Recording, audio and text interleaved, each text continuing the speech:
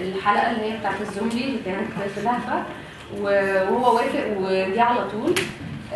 لما جه وهو بيصور معانا في وسط التصوير فقال لي انا بعمل فيلم وعندي فيه دور ضيفه المفروض ان هي مراتي وبتتقتل، شرح لي يعني.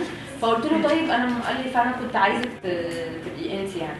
فقلت له مفيش مشكله خالص، ابعت لي بس السكريبت اقرا وانا هقول لك. وقال لي ما تتكسفيش، قولي لي بصراحه لو الفيلم مش عاجبك او اي حاجه يعني مفيش مشكله.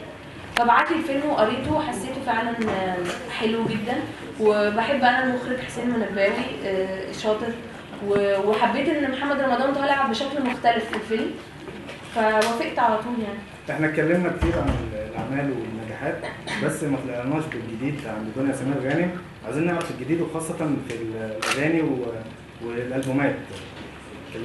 بس يا ريت يكون في حاجه اكسكلوسيف او مش اكسكلوسيف يعني. انا هنا بقى ببقى شرير.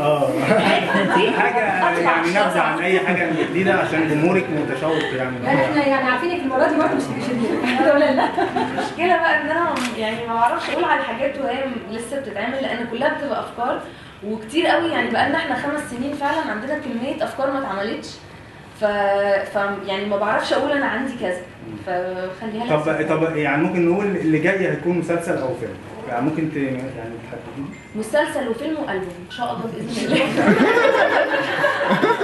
سهل طبعا. هو الحقيقه انا عملت دويتو مع حماقي، نفسك تعملي دويتو مع مين تاني؟ مع مين؟ والله كتير يعني كتير، بس اهم حاجه ان يبقى الاغنيه لايقه على صوتي وصوتنا يبقى لايق على بعض والفكره تبقى جديده ويبقى دويتو مختلف يعني.